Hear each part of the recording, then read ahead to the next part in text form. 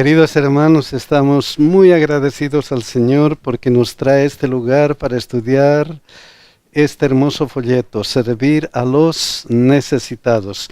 No se olviden que si desean una copia gratuita de esta presentación, visiten escuelasabática2000.org y si les gusta, pongan me gusta y compartan con aquellas personas que ustedes creen que pueden recibir el Evangelio de Dios. El título para hoy día es El servicio en la Iglesia del Nuevo Testamento. El servicio en la Iglesia del Nuevo Testamento. Y vamos a orar para estudiar esta lección, mis hermanos. Querido Dios que estás en los cielos, estamos estudiando en tu palabra que una cosa importante de la vida cristiana es servir. Y ahora, Señor, venimos a entrar en comunión contigo para que nos enseñes un poco más acerca de cuán hermoso es servir a nuestros semejantes. Pedimos tu bendición para que este estudio esté guiado por tu Espíritu Santo. Pedimos, Señor, tu bendición sobre todos nuestros hermanos que están aquí presentes y también que están viéndonos. Queremos pedirte que tú bendigas a toda la familia y especialmente a todos nuestros hijos. Te lo rogamos en nombre de Jesús. Amén. El servicio en la Iglesia del Nuevo Testamento. Miren qué versículo. Santiago 1:27.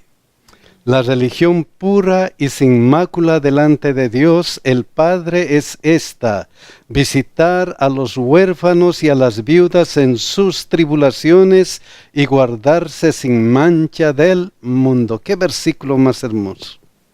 Pero lo vamos a ver luego.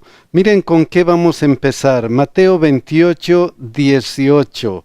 Estas son palabras de nuestro Señor Jesucristo. Y Él enfatiza algo especial. Y Jesús se acercó y les habló diciendo: toda potestad me es dada en el cielo y en la tierra. Toda potestad me es dada en el cielo y en la tierra. Y les ordena algo especial. Mateo 28:19-20. Por tanto, id y haced discípulos a todas las naciones, bautizándolos en el nombre del Padre y del Hijo y del Espíritu Santo, enseñándoles que guarden todas las cosas que os he mandado. Y el énfasis de Jesús es este: toda potestad me es dada en el cielo y en la tierra. Hagan discípulos y no se olviden de una cosa especial. Enséñenles que guarden todas las cosas que os he mandado. Resulta que en el Antiguo Testamento había el mismo pedido de Dios. Había el mismo pedido de Dios: guarden todas las cosas. Pero el pueblo de Israel fue cayendo. No cumplió ese mandato. Miren, por ejemplo, qué dice el Antiguo Testamento. Algo similar. Deuteronomio 15:4-5. Esta parte, miren lo que dice: si escuchares fielmente la voz de Jehová tu Dios, para guardar y cumplir todos estos mandamientos que yo te ordeno hoy. Algo similar: guarden todas las cosas que os he mandado, que guarden y cumplan todos estos mandamientos que yo les ordeno yo.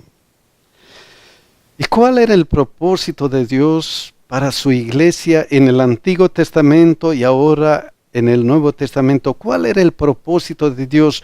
¿Por qué les decía guarden todo para cumplir? Guarden bien. ¿Cuál era el propósito de Dios? Miren lo que dice aquí. ¿Para qué? Para que así no haya en medio de ti, ¿qué cosa? Mendigo. Interesante. Porque Jehová te bendecirá con abundancia en la tierra que Jehová tu Dios te da por heredad para que la tomes por posesión. Qué interesante la situación.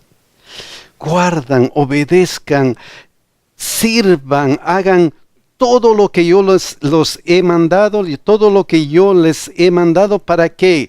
Para que así no haya en medio de ti mendigo. Qué interesante. Y miren lo que dice Hechos 2, 44 y 46. Si la iglesia del Antiguo Testamento fracasó, la iglesia que estaban haciendo era una iglesia que tomó muy en serio esto. Lo tomó tan en serio que miren lo que sucedió. Todos los que habían creído estaban juntos y tenían en común todas las cosas y vendían sus propiedades y sus bienes y lo repartían a todos según la necesidad de cada uno, y perseverando unánimes cada día en el templo y partiendo el pan en las casas, comían juntos con alegría y sencillez de corazón. O sea, la iglesia del Nuevo Testamento, la iglesia que estaba naciendo con las palabras de Jesucristo, habían tomado tan en serio que miren qué ejemplo tenemos. La lección de ese día hacía una pregunta. Trata de imaginar una sociedad como esa. Pero también decía para nosotros, ¿cómo podemos reflejar estos mismos principios hoy? Porque es para nosotros hoy también.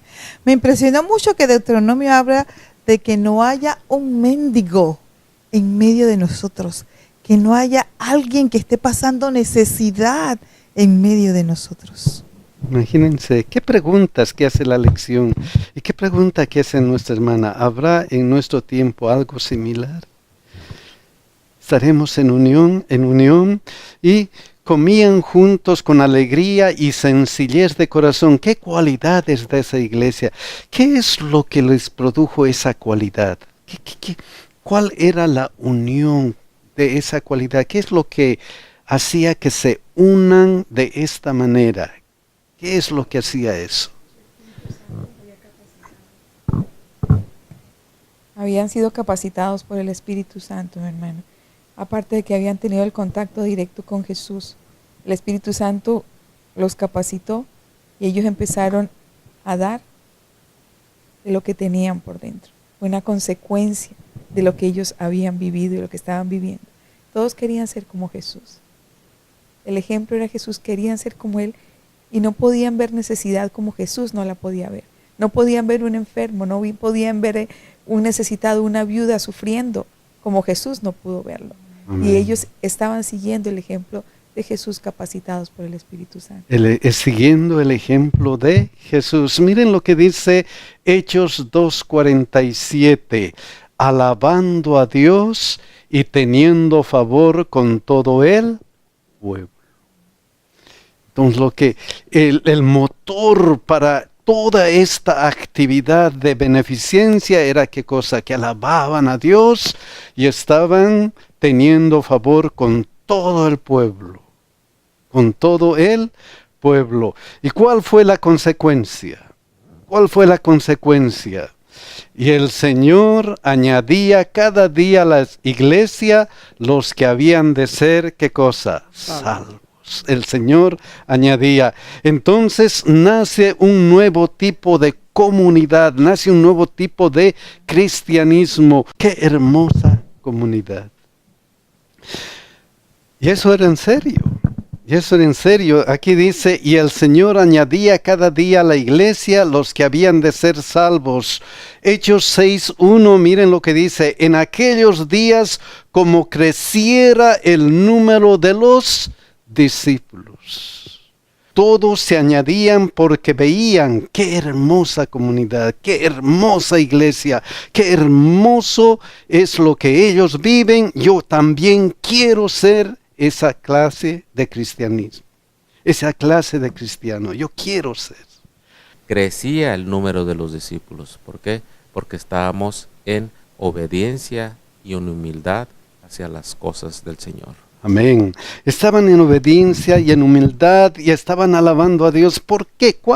¿Cuál era el poder que ellos tenían? Miren lo que dice Hechos 1:8.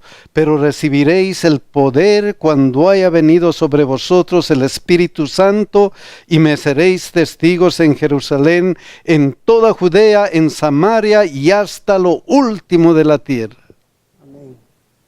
Es que sin el poder del Espíritu Santo nada se logra. Todo se logra con ese poder. Eso es lo que iba a decir, que estaban ungidos por el poder del Espíritu Santo. Y estaban unánimes en un solo amor, que es el Señor Cristo Jesús. Amén, amén. Estaban todos unidos y estaban creciendo, pero cuando uno crece hay problemas. ¿Sí? Hay problemas y miren lo que sucedió en ese momento. Hubo murmuración de los griegos contra los hebreos de que las viudas de aquellos eran desatendidas en la distribución diaria. Hay problemas. Satanás no está contento. Satanás no está feliz. Cuando la iglesia crece y está bien, Satanás siempre hace problemas. Pero a pesar de los problemas, la iglesia sigue caminando. Miren lo que dice Hechos 9:36. ¿Por qué? Porque había entonces en Jope una discípula llamada Tabita, que traducido quiere decir Dorcas. Esta abundaba en buenas obras y en limosnas que hacía.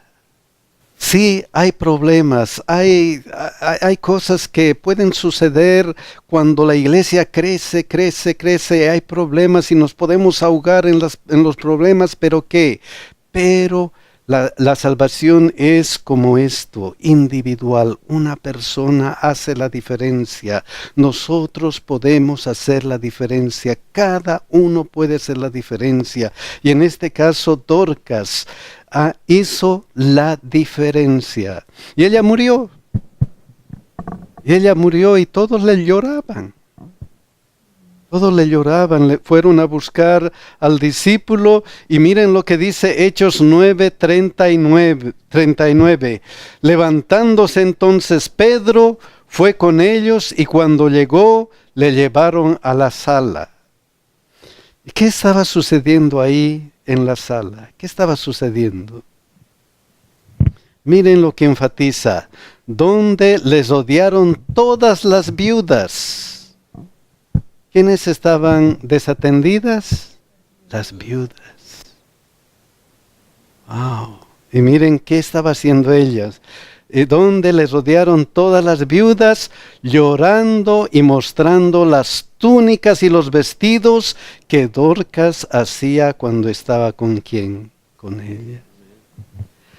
La lección ese día hacía un comentario que me puso a pensar y decía que ella se había tomado muy en serio la instrucción de Jesús, de que cuando vestía a los desnudos, lo estaba vistiendo a Él mismo. Yo decía, uy Señor, eso es lo que nosotros tenemos que siempre tener en mente. Decía, como mi vida al servicio de Dios a través de nuestro prójimo. Yo digo, estoy sirviendo al Señor. ¿Cómo se manifiesta eso? En mi servicio por las viudas, por los huérfanos, por los necesitados, por los enfermos. Todo mi ser dedicado al Señor a través de mi trabajo por aquellos que están representando a Jesús en esta tierra. Amén. Podemos hacer la diferencia. Cada uno puede hacer una diferencia en favor de Jesucristo. A mí me impresionó el testimonio viviente de esta mujer. Yo digo que quizás ella no tenía ni siquiera que predicar de Jesús, porque la gente veía a Jesús en ella, lo que ella hacía. Y la lección hacía una pregunta para nosotros. Y me hizo un poco reflexionar. Decía, si tú fallecieras, ¿qué dirá la gente de ti? ¿Cómo te recordará la gente? Entonces yo digo, wow, ojalá, ¿verdad? Que nosotros cuando muramos alguien nos recuerde por eso, por servir a los demás. por hacer buenas obras, por nuestro amor hacia los demás, porque hemos hecho la diferencia para una persona. Hemos hecho algo para una persona, para alguien que necesitaba, Y miren qué testimonio, miren qué sucedió en Hechos 9, 40, 42. Entonces, sacando a todos, Pedro se puso de rodillas y oró, y volviéndose al cuerpo dijo: Tabita, levántate. Y ella abrió los ojos, y al ver a Pedro se incorporó, y él, dándole la mano, la levantó. Entonces, llamando a los santos y a las viudas, les presentó viva. Y luego, ¿qué dice? Esto fue notorio en toda Jope, y muchos creyeron en el Señor. Esto fue notorio. Ella hizo la diferencia en muchas personas. Se notó que ella estaba con el Espíritu del Señor. Entonces, las obras de amor dan testimonio. Las obras de amor hacen que otros quieran ser cristianos, Miren lo que dice Hechos 20, 32 y 33. Esas obras dan testimonio. ¿Y qué clase de testimonio? ¿Qué calidad de testimonio? Hemos visto a Dorcas y ahora vemos este otro testimonio. Y ahora, hermanos, os encomiendo a Dios y a la palabra de su gracia, que tiene poder para sobreedificaros y daros herencia con todos los santificados. Ni plata, ni oro, ni vestidos de nadie he codiciado. ¿Quién está hablando? El apóstol Pablo. No he codiciado nada. Y miren su testimonio, Hechos 20, 34 y 35. Antes, vosotros sabéis que para lo que me ha sido necesario a mí y a los que están conmigo, estas manos me han servido. En todo os he enseñado que trabajando así se debe ayudar a los necesitados. ¿Qué testimonio de este apóstol? En todo les he enseñado que trabajando con mis manos debo ayudar a ¿quién? A las otras personas. Y es que ese era el servicio en la iglesia del Nuevo Testamento. Luego dice, y recordar las palabras del Señor Jesús que dijo, más bienaventurado es dar que recibir. Qué hermoso ese testimonio. He trabajado, he utilizado mis manos para ayudar. ¿Por qué? Porque más bienaventurado es dar que recibir.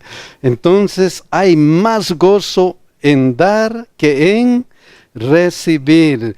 Y miren lo que dice Gálatas 2:10. Solamente nos pidieron que nos acordásemos de los pobres. La iglesia primitiva, la iglesia del Nuevo Testamento, la iglesia naciente estaba tan imbuida del Espíritu Santo que cuando tuvieron problemas hicieron el concilio de Jerusalén. Todo ese concilio había sido por un problema doctrinal. ¿Te vas a circuncidar o no te vas a circuncidar?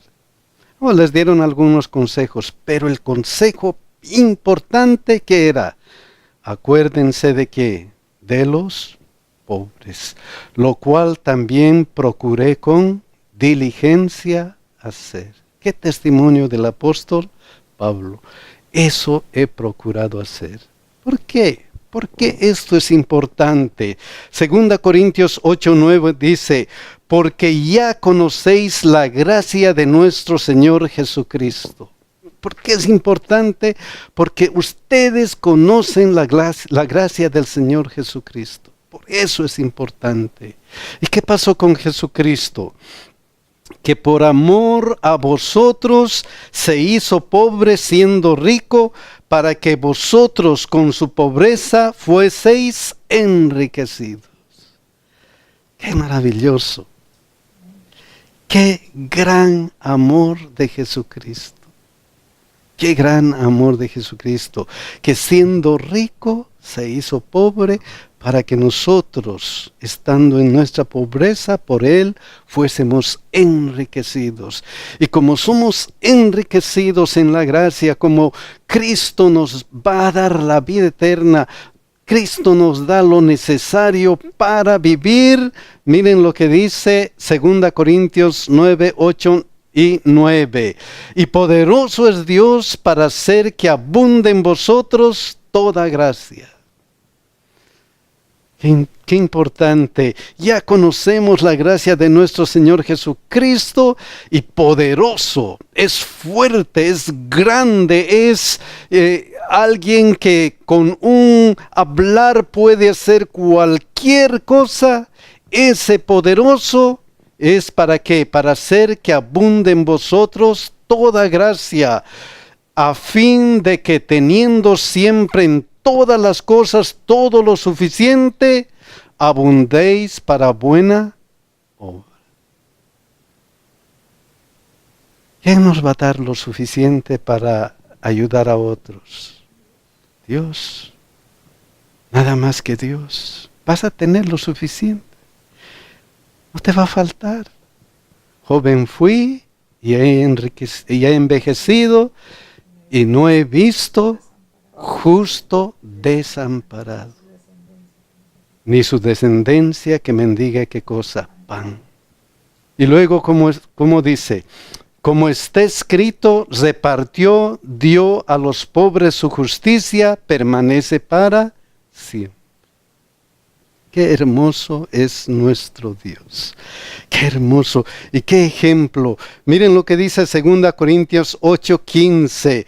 Como está escrito, el que recogió mucho no tuvo más, y el que poco no tuvo menos. Si nosotros pudiéramos confiar en esa calidad de Dios que tenemos, si nosotros pudiéramos confiar en ese Dios creador de los cielos y de la tierra, que sabemos que nos va a dar, no sabemos cómo, pero Él lo va a hacer. Él lo va a hacer. Este comentario: si los hombres cumplieran con su deber como mayordomos fieles de los bienes del Señor, no habría el clamor por pan, ni el sufrimiento por la miseria, ni la desnudez y la necesidad. La infidelidad de los hombres trae el estado de sufrimiento en el que la humanidad está hundida. Dios ha hecho a los hombres sus mayordomos, y a Él no se le puede culpar del sufrimiento, la miseria, la desnudez y la necesidad de la humanidad. El Señor ha hecho amplia provisión para todos. Amén, amén. Si solamente pudiéramos confiar en el Dios Todopoderoso que ha hecho amplia provisión para nosotros. Me quedé pensando que parece increíble y de pronto nosotros no entendemos eso, ¿no? Que nosotros somos más beneficiados cuando damos que la misma persona que recibe. Uh-huh. Amén, amén, amén. Ahora, y miren lo que dice Romanos 12, 6 al 8. De manera que teniendo diferentes dones, más gozo hay en dar que recibir. Pero ahora, de manera que teniendo diferentes dones, según la gracia que nos es dada, y si él de profecía use conforme a la medida de la fe. ¿Cómo servir? ¿Cómo ayudar a otros? ¿Cómo hacer la diferencia en la vida de otros? Usen sus dones. Usen sus dones. Más gozo hay en dar que recibir. Sí, hay que dar ¿qué cosa? Lo que tenemos. Hay que dar lo que tenemos. Luego dice, o si de servicio en servir, o el que enseña en la enseñanza, el que exhorta en la exhortación, el que reparte con liberalidad, el que preside con solicitud, el que hace misericordia con alegría. Usen sus dones. Romanos 12:1 por eso nos dice, así que hermanos, os ruego por las misericordias de Dios, que presentéis vuestros cuerpos en sacrificio vivo, santo, agradable a Dios, que es vuestro culto racional. Hermanos, dice, por favor, conságranse a Dios, conságrense a Dios, por favor. Preséntense a Dios y eso va a dar resultados. Mi hermano Armando, usted decía ahora algo que es tan cierto y tan importante, y es que en quién tenemos fundada nuestra fe.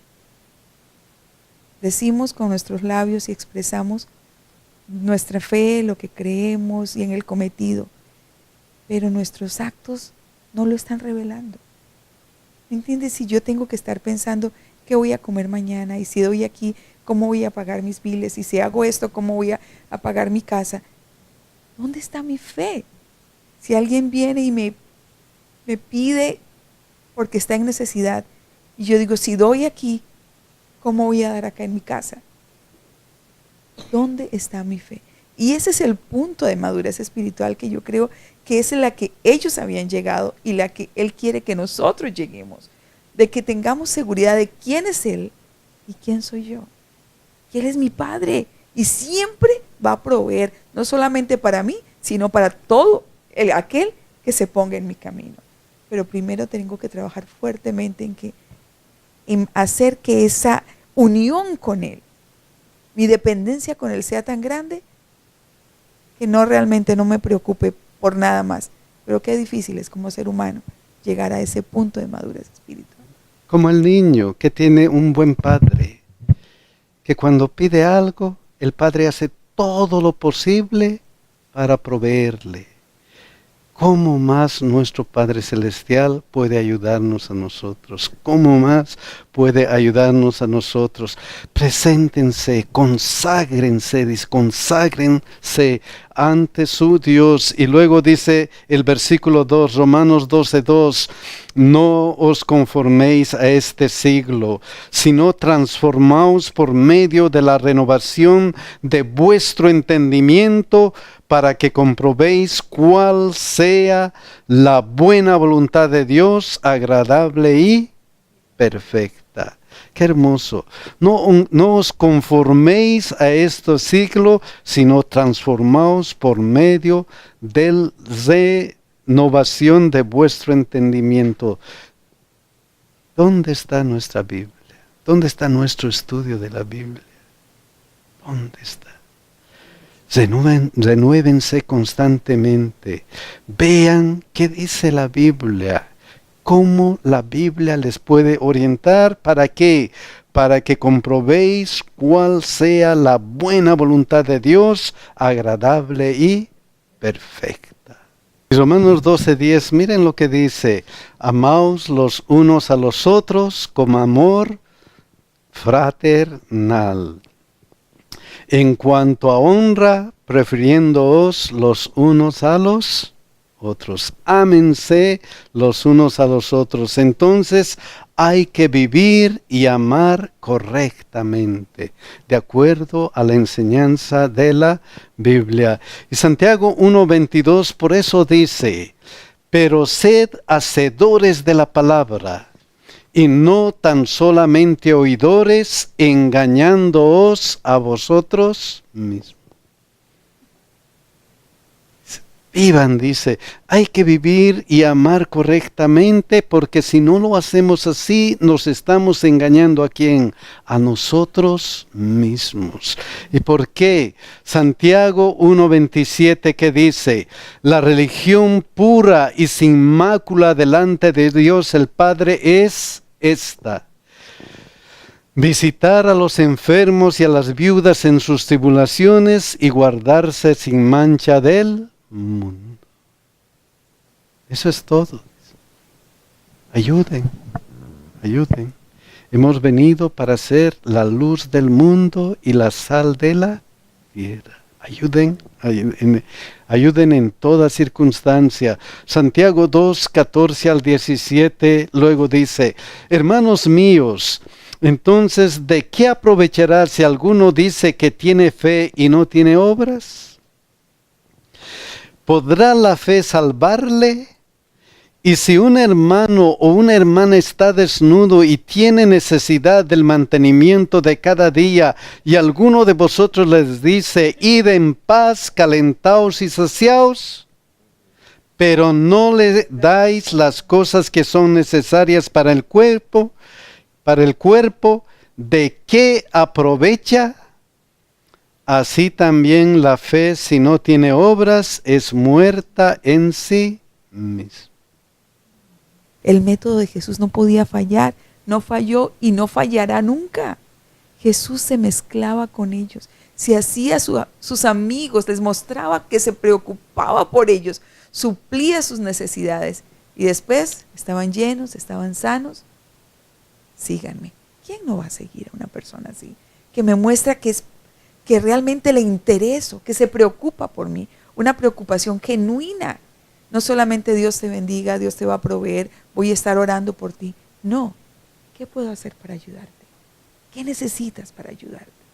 ¿Qué haría Jesús en mi lugar si estuviera en ese momento? Siempre pensemos, ¿qué haría Él? Imitemos a Jesús. ¿Qué haría Él en este momento, en estas circunstancias? Y luego miren lo que dice Santiago 2:8. Si en verdad cumplís la ley real, conforme a la Escritura, ¿qué va a pasar? Amarás a tu prójimo como a ti mismo. ¿Qué hace? Bien hacéis. Bien hacéis. Si eres cristiano, si amas a Cristo, si amas a tu prójimo como a ti mismo, haces bien. Si sirves, haces bien. ¿Qué ejemplo de Jesús? ¿Qué ejemplo del apóstol Pablo? ¿Qué ejemplo de Dorcas? ¿Qué ejemplo de estas personas? Debemos seguir el ejemplo de Jesús. Bien vas a hacer. Que Dios nos bendiga y nos ayude, mis hermanos, para que este ejemplo sea el don de nuestras vidas. Que Dios nos bendiga y nos cuide.